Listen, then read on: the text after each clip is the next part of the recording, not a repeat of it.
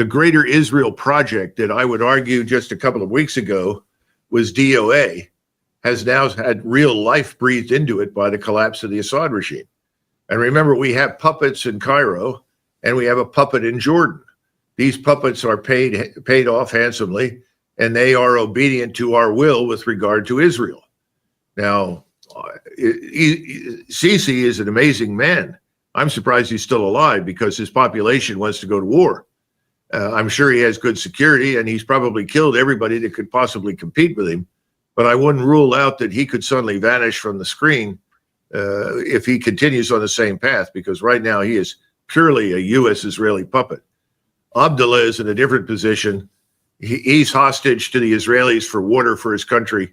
The Israelis can cut off the water, and suddenly millions of people are going to die of thirst in Jordan, frankly.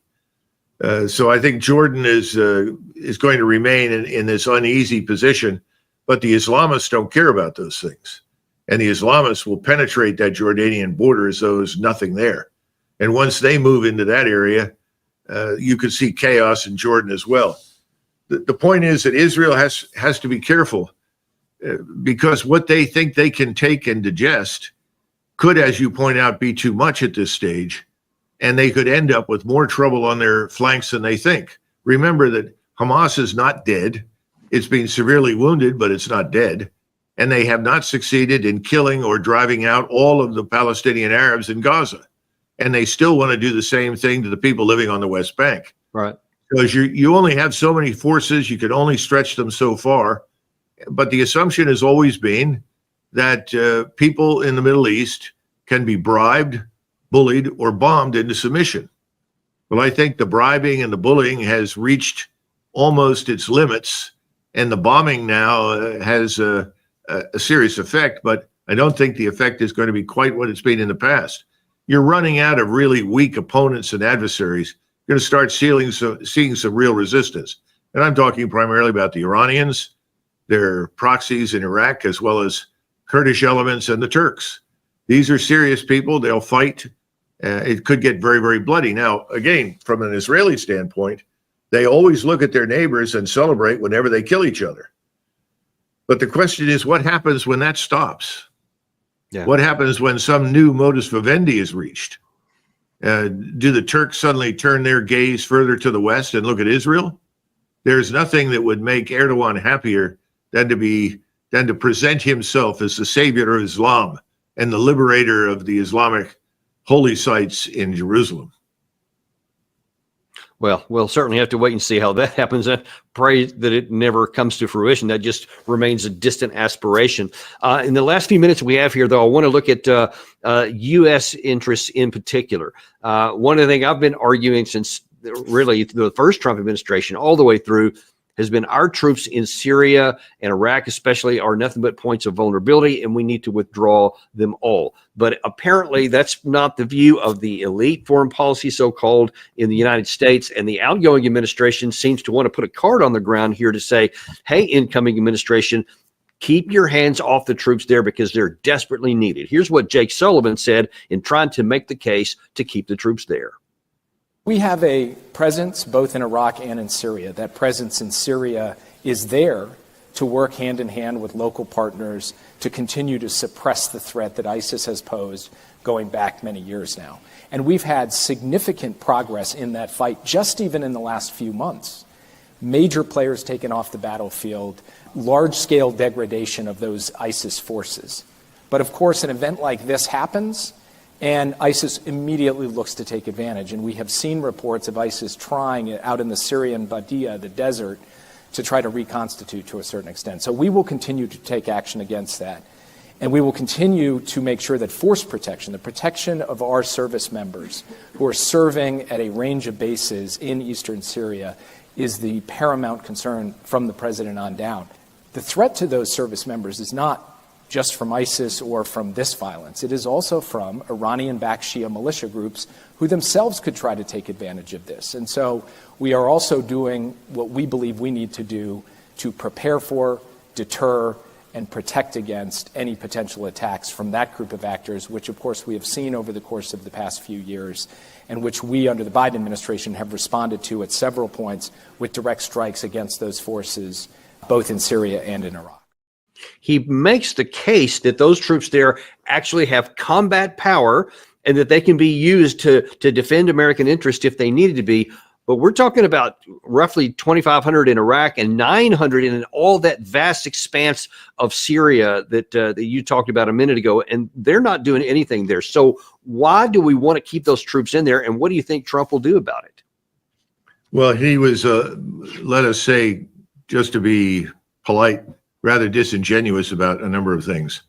First of all, we, that is the CIA, and I think MI6 from Britain have had a hand in rebranding ISIS and all of these radical Islamists and making them into something else, at least on the surface, so that they could be utilized to attack the enemies that we have chosen. And those enemies are Iran and its Shiite supporters.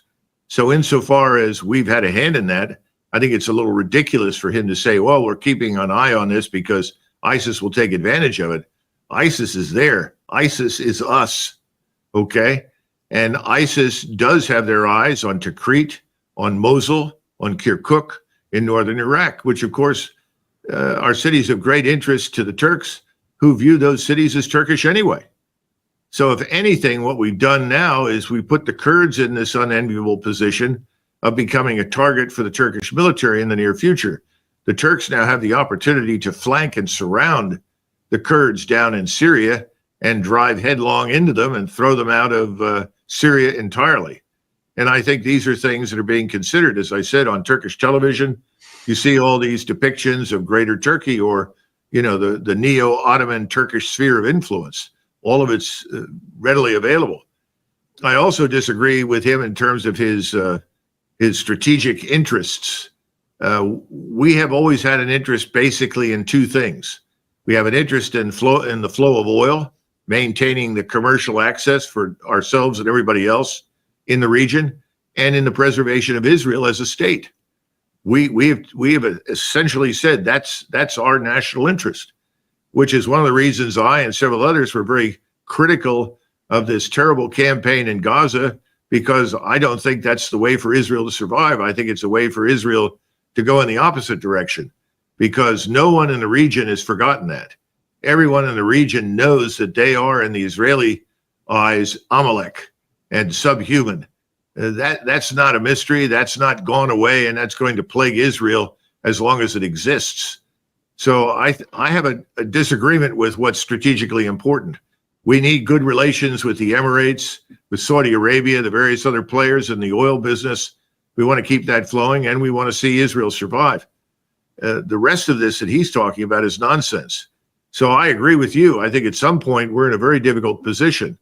And that is probably going to be once the Turks have consolidated power and influence in Syria and begun to expand it into Iraq and Jordan. And those things are underway. It's going to take time. Same thing is true to a lesser extent for the Israelis. They've got to consolidate and control whatever they take over. That may not be easy. They may think so at this point, but it may not be. And again, the further you move away from your, let us say, your logistical supply points or your base, the more vulnerable you become. And moving all the way to Damascus may be very appealing and be greeted with cheers in Israel, but it creates new vulnerabilities. It raises new questions, and it potentially damages Israel's relations with others, particularly Turkey.